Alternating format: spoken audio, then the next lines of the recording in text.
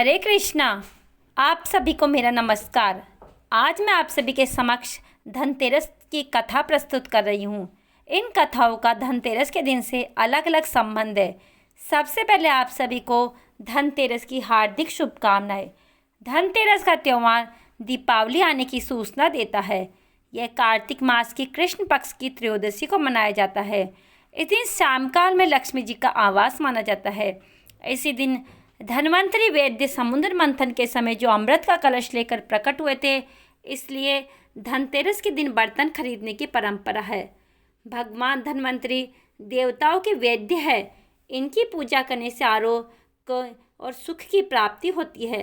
मान्यता है कि भगवान धन्वंतरि विष्णु जी के अंशावतार है। इस समस्त संसार में चिकित्सा विज्ञान के विस्तार और प्रसार के लिए भगवान विष्णु ने धन्वंतरि जी का अवतार लिया था। भगवान धन्वंतरि के साथ साथ धनतेरस के दिन माँ लक्ष्मी और यमराज की भी पूजा की जाती है। धनतेरस पर कुबेर जी के बिना लक्ष्मी जी की पूजा अधूरी रहती है। धनतेरस की संध्या के समय घर के मुख्य द्वार पर एक दीपक जलाया जाता है। कुछ स्थानों पर यह दीपक नाली के पास जलाया जाता है। इस संबंध में एक रोचक कथा है। आइए शुरू करते हैं। बहुत समय पहले हंसराज नाम का एक प्रतापी राजा था। एक बार वह जंगल में शिकार खेलने गया। वह जंगल में भटकते हुए राजा हेमराज के राज्य में पहुंच गया। राजा हेमराज ने थके हारे राजा का स्वागत किया। उसी रात हेमराज के यहाँ पुत्र का जन्म हुआ। इस खुशी के मौके पर हेमराज ने राज के उत्सव में सम्मिलित होने के लिए हंसराज को कुछ दिनों के लिए रोक लिया। बच्चे की छठी के दिन पूजा के समय देवी प्रकट हुई। बोली, जिस बालक के जन्म पर इतनी खुशियाँ मनाई जा रही है, वह अपने विवाह के चौथे दिन ही मृत्यु को प्राप्त हो जाएगा। इस भविष्यवाणी से सारे राज्य में शोक छा गया। हेमराज और उसके परिवारजनों पर तो कहर ही टूट पड़ा। सबके सब पवित्र। ऐसे विचित्र समय में हंसराज ने हेमराज को और उसके परिवार को हिम्मत बंधाते हुए कहा, मित्र, आप तनिक भी विचलित ना हो। इस बालक की रक्षा मैं स्वयं करूँगा। संसार की कोई भी शक्ति इस बालक का बाल भी बांका नहीं कर पाएगी। हंसराज ने यमुना के किनारे एक भूमिगत किला बनवाया और उसी के अंदर राजकुमार के पालन पोषण की व्यवस्था करवाई। इसके साथ साथ राजकुमार के प्राण की रक्षा के लिए हंसराज ने ब्राह्मणों से अनेक प्रकार के अनुष्ठान, यज्ञ, मंत्र, जाप आदि की व्यवस्था भी करवाई। धीरे धीरे राजकुमार बड़ा हुआ। उसकी सुंदरता और तेज की चर्चा सर्वत्र फैल गई। राजा हंसराज कहने से ही हेमराज ने राजकुमार का विवाह कर दिया। जिस राजकुमारी से युवराज का विवाह हुआ था, वह साक्षात लक्ष्मी लगती थी। विधि के विधान को कौन टाल सकता है। विवाह के ठीक चौथे दिन यमराज के दूत राजकुमार के प्राण हरने के लिए आ गए। राज परिवार और प्रजाजन राजकुमार के विवाह की खुशियों में मग्न थे।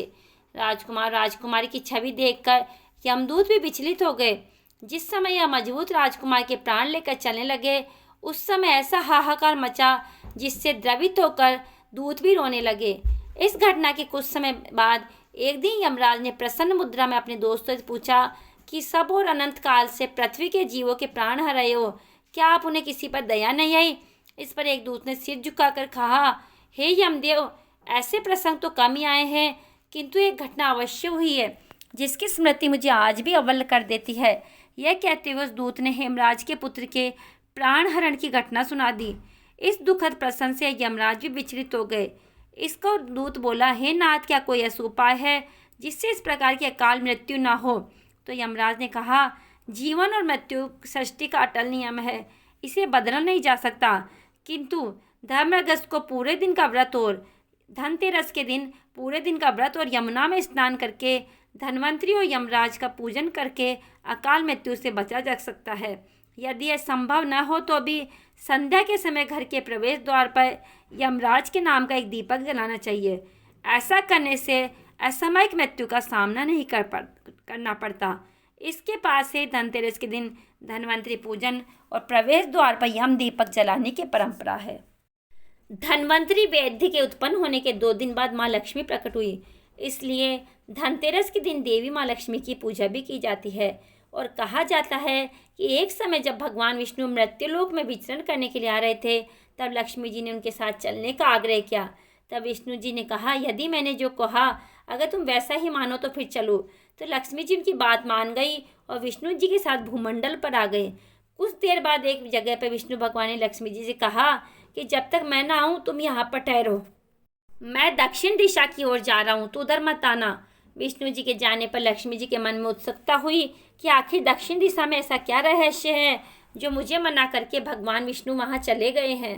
लक्ष्मी जी से ना रहा गया, वह भगवान आगे बढ़े, लक्ष्मी जी पीछे पीछे चल पड़ी।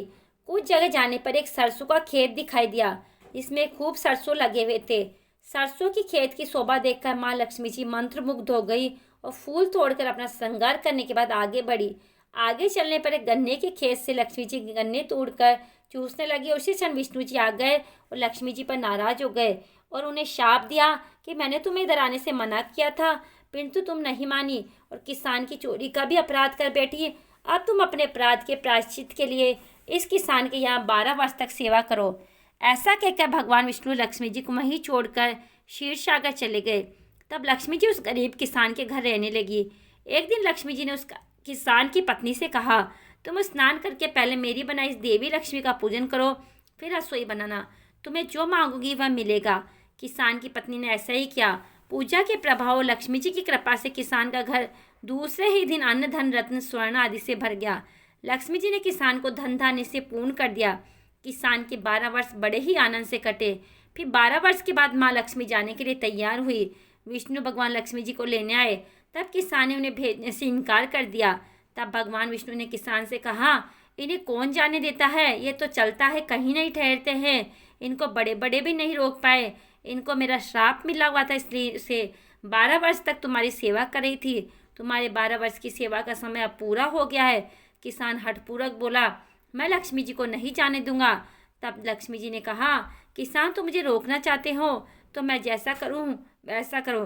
कल धनतेरस से तुम कल घर को लीप पोत कर स्वच्छ करना, रात में घी का दीपक जलाकर रखना और सायंकाल में मेरा पूजन करना और एक तांबे के कलश में रुपया मेरे लिए रखना। मैं उस कलश में निवास करूंगी, किंतु पूजा के समय मैं तुम्हें दिखाई नहीं दूंगी। धनतेरस के दिन की पूजा करने से वर्ष भर में मैं तुम्हारे घर नहीं जाऊंगी। यह कहकर वे दीपकों के प्रकाश के साथ सभी दिशाओं में फैल गई। किसान ने लक्ष्मी जी के अनुसार पूजन किया, उसका घर धन धान्य से पूर्ण हो गया। इसी वजह से हर साल धनतेरस के दिन माँ लक्ष्मी जी की पूजा होती है।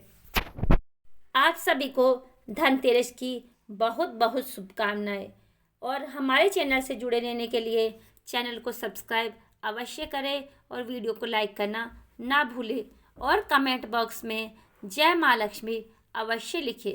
राधे राधे।